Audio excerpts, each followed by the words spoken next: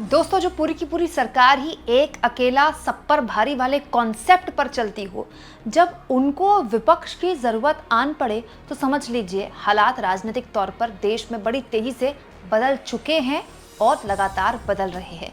कुछ ऐसा हुआ है आज रविवार के दिन जिस पर अमूमन लोगों की निगाहें कम जाती हैं, लेकिन क्योंकि मेरी कोशिश रहती है कि हर पॉलिटिकल खबर आपके सामने से होकर गुजरे तो आपकी नज़र में आए, इसीलिए ये खबर जो चल रही है गुपचुप तरीके से मीडिया में, राजनीतिक गलियारों में, उसकी चर्चा आपके लिए आपके सामने करना ज़रूरी है।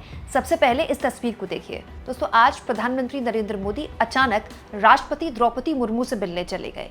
ये बैठक प्रस्तावित थी नहीं थी ये तो मुझे पता नहीं, लेकिन राष्ट्रपति से मुलाकात अगर किसी की भी होती है तो उसके लिए पहले से ही तय कार्यक्रम होता है, पहले से अपॉइंटमेंट लिया जाता है, एक प्रोटोकॉल होता है। राष्ट्रपति से मिलने के लिए अचानक से कोई ऐसे नहीं पहुँच सकता। तो प्रधानमंत्री अगर यहाँ पहुँचे हैं तो क्यों पहुँचे हैं इसके बारे में कोई जानकारी, कोई वजह नहीं बताई गई। बस प्रधानमंत्री और राष्ट्रपति की इस मुलाकात की तस्वीर राष्ट्रपति द्रौपदी मुर्मू के सोशल मीडिया हैंडल द्वारा शेयर की गई, जिसमें पीएम और राष्ट्रपति दोनों दिखाई दे रहे हैं। दोस्तों, ये मुलाकात एक कर्टसी मुलाकात हो सकती है औपचारिक तौर पर, क्योंकि टेक्निकली तो सरकार की मुखिया राष्ट्रपति ही होती हैं। दूसरा, ये जो मुलाकात है इस लिहाज से भी महत्वपूर्ण है क्योंकि बहुत जल्द उपराष्ट्रपति का चुनाव होना है और इसी तस्वीर से बिल्कुल अलग एक राजनीतिक हलचल, चर्चा या फिर ये कह लें कि खबर इन दिनों राजनीतिक गलियारों में तैर रही है कि अचानक से उपराष्ट्रपति चुनाव में सरकार को विपक्ष की याद आ गई है। दोस्तों, मोदी और राष्ट्रपति की ये मुलाकात क्या उपराष्ट्रपति की चुनाव की सरगर्मियों को लेकर है इतना तो कह नहीं सकते, लेकिन अब ये चर्चा जोरों पर है कि उपराष्ट्रपति का चुनाव तो अब होना ही है। इलेक्शन कमीशन ने तैयारियां शुरू कर दी हैं इसकी। तो अब जानकारी निकल कर आई है कि सरकार चाहती है कि वो जो उपराष्ट्रपति का चुनाव है निर्विरोध हो जाए। क्यों? क्योंकि देखिए, सरकार को पता है कि उसके पास पूरा संख्या बल है, वो चाहे तो जो भी कैंडिडेट उतारे उसको आराम से चुनाव लड़वा सकती है, लेकिन सरकार किसी भी तरह के टकराव की स्थिति से बचना चाहती है। सरकार चाहती है कि कोई ऐसा कैंडिडेट हो जिसको लेकर वो विपक्ष को भी अपने साथ लेकर चले। इसके लिए बाकायदा मोदी सरकार के वरिष्ठ मंत्रियों, अब मोदी सरकार में कितने वरिष्ठ मंत्री हैं आप खुद तय कर लीजिए, वरिष्ठतम मंत्रियों की एक टीम बनाई गई है। ये टीम अलग अलग राजनीतिक दलों के पास जाकर उनसे विचार विमर्श कर रही है, उनको अपने साथ लेकर चल रही है, कन्विंस कर रही है, आप कह सकते हैं कि आने वाले उपराष्ट्रपति चुनाव में किसी भी तरह के कोई टकराव की स्थिति ना हो। दोस्तों, ऐसी चर्चाएं हैं कि 7 तारीख को इंडिया गठबंधन की एक बड़ी महत्वपूर्ण बैठक राहुल गांधी के सरकारी आवास में बुलाई गई है और ये चर्चा है कि उपराष्ट्रपति चुनाव को लेकर भी यहाँ पर चर्चा हो सकती है। बिहार के एसआईआर को लेकर तो चर्चा है ही, लेकिन उपराष्ट्रपति चुनाव को लेकर भी चर्चा हो सकती है। आप चाहें तो विस्तार से मेरा आज का ये वीडियो देख सकते हैं। सबसे पहले आपके सामने मैंने यही खबर आज सबसे पहले मैंने ही रखी थी। तो अगर 7 तारीख को राहुल गांधी के घर में बैठक हो रही है, इसका मतलब सरकार को इसकी जानकारी होगी कि उपराष्ट्रपति चुनाव को लेकर विपक्ष खेमेबाजी कर रहा है। तो विपक्ष अगर चर्चा कर रहा है तो हो सकता है विपक्ष अपना कोई कैंडिडेट उतार दे। तो विपक्ष अगर अपना कोई कैंडिडेट उतार देगा तो फिर ये चुनाव होगा जिस तरह की किसी भी कोशिश से सरकार ऐसा चाह रही है कि ना हो। इसीलिए माना जा रहा है, उड़ती खबर है सूत्रों के हवाले से, कि एक वरिष्ठ मंत्रियों की टीम बनाई गई है। उस टीम का काम है कि वो अलग अलग राजनीतिक दलों को जाकर कन्विंस करें। अब यहाँ पर दोस्तों जो बॉल है वो विपक्ष के खेमे में है। अब विपक्ष इसको किस तरह से लेता है? अगर सरकार रीच आउट करती है विपक्ष को तो विपक्ष अपनी कोई मांगे रखता है, क्योंकि अमूमन क्या होता है, कभी भी इस तरह की कोई बात, वो भी ऐसी सरकार जो विपक्ष से बात तक नहीं करती, इस लेवल पर भी बात नहीं करती कि संसद कैसे चलेगी। तो अगर ऐसे हालात में सरकार विपक्ष के पास जा रही है तो विपक्ष भी अपनी कुछ बातें मनवाएगा। हो सकता है कि विपक्ष एसआईआर पर, बिहार में जो एसआईआर हो रही है उस पर चर्चा करवाने की मांग रख दे, जिसको लेकर सरकार बहुत अडिग है कि वो तो चर्चा नहीं करवा सकती क्योंकि ये तो चुनाव आयोग का कदम है, वो कैसे चर्चा करवाए। अगर ऐसा हुआ तो फिर हो सकता है कि सहमति ना बने और विपक्ष अपना उपराष्ट्रपति का कैंडिडेट उतार दे।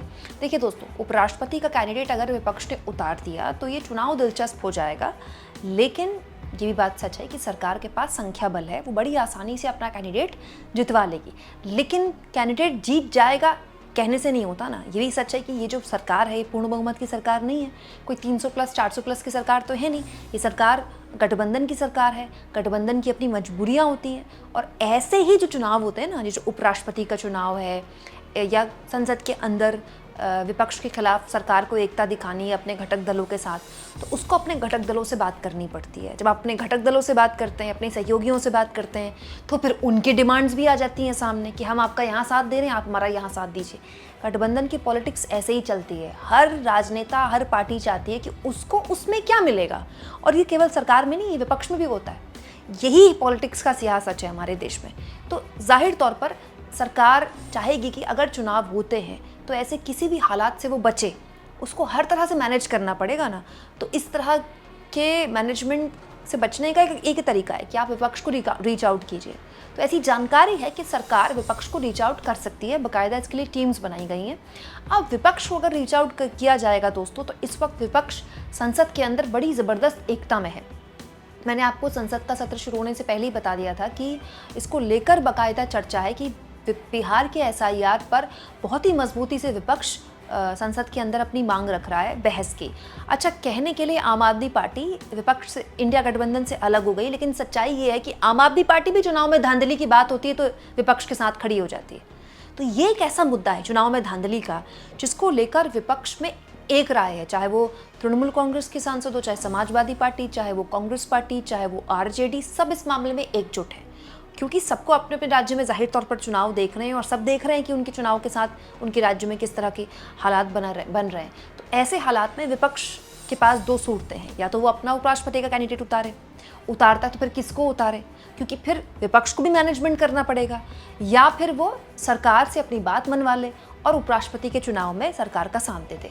और दोस्तों, ऐसा नहीं है कि ये पहली बार है कि सरकार विपक्ष को रीच आउट करेगी। दोस्तों, मैंने आपको कुछ दिन पहले एक खबर दिखाई थी, पिछले हफ्ते ही खबर दिखाई थी कि दरअसल राहुल गांधी से कुछ दिन पहले ही राहुल गांधी मल्लिकार्जुन खड़गे से मिलने के लिए मोदी सरकार के 2 वरिष्ठ मंत्री पहुंचे थे, अर्जुन राम मेघवाल और संसदीय कार्य मंत्री किरण रिजिजू और अर्जुन राम मेघवाल की मल्लिकार्जुन खड़गे के घर में राहुल गांधी और खड़गे से बातचीत हुई थी, और ये मसला था जस्टिस वर्मा को हटाने का मामला।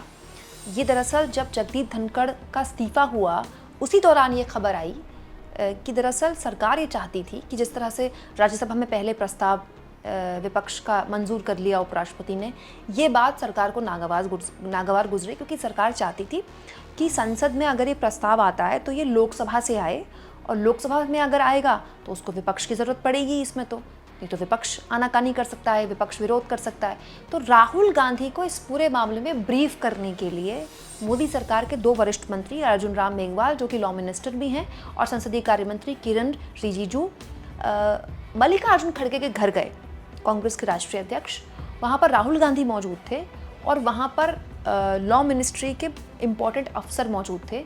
उन सब ने दोनों को, राहुल गांधी को भी और खड़गे को, ब्रीफ किया, क्योंकि दोनों राज्यसभा और लोकसभा के हाउसेस, दोनों अलग अलग हाउसेस के एलओपी हैं।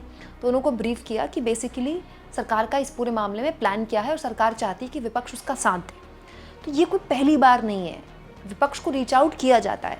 हाँ, इस तरह की सरकार में, मोदी सरकार में, जो एक पूरी माचो इमेज के साथ चलती है, एक अकेला सब पर भारी वाली इमेज के साथ चलती है, उस तरह की सरकार में इस तरह का मैनेजमेंट कम देखने को मिलता है।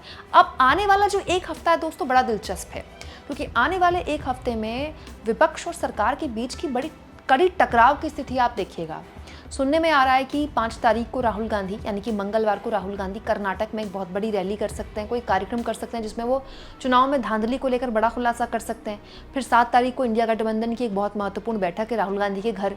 तो अगर विपक्ष एसआईआर के मुद्दे पर एकजुट है, तो फिर विपक्ष क्यों चाहेगा कि वो सरकार की किसी भी बात को माने या सरकार के किसी भी कैंडिडेट पर हामी भरे, जबकि वो जानती है, विपक्ष जानता है कि सरकार का जो भी कैंडिडेट होगा उपराष्ट्रपति का, वो संसद वैसी, वो राज्यसभा वैसे ही चलाएगा जैसे कि जगदीप धनखड़ चला देते थे। तो जगदीप धनखड़, जिसकी विदाई जैसे हुई वैसे हुई, सब जानते हैं। लेकिन जगदीप धनखड़ जब राज्यसभा चलाते थे, उसको लेकर विपक्ष को बहुत नाराज़गी थी।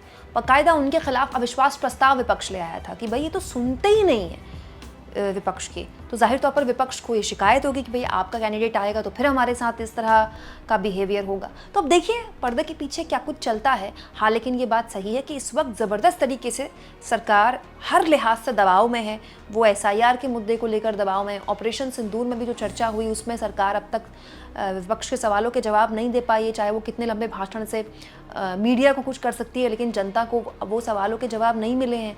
अब एसआईआर के मुद्दे पर संसद में लगातार बहस की मांग पर विपक्ष अड़ा हुआ है। पूरा आप समझ लीजिए पूरा एक हफ्ता इसी मांग को लेकर हंगामे की भेंट चढ़ गया। तो जाहिर सी बात है, ऐसे माहौल में सरकार अब और टकराव की स्थिति विपक्ष के साथ नहीं झेलने की हालत में होगी, इसीलिए शायद इस तरह की कोशिश की जा रही है। दोस्तों, आप इस मुद्दे पर क्या सोचते हैं? क्या सरकार अगर विपक्ष को रीच आउट करती है इस मामले में, तो विपक्ष को सरकार की बात माननी चाहिए, या फिर इस तरह के हालात में अपनी कोई बात मनवा लेनी चाहिए, या फिर विपक्ष को अपना कोई कैंडिडेट उतारकर इस चुनाव को दिलचस्प बनाना चाहिए और सरकार के आगे एक चुनौती खड़ी करनी चाहिए?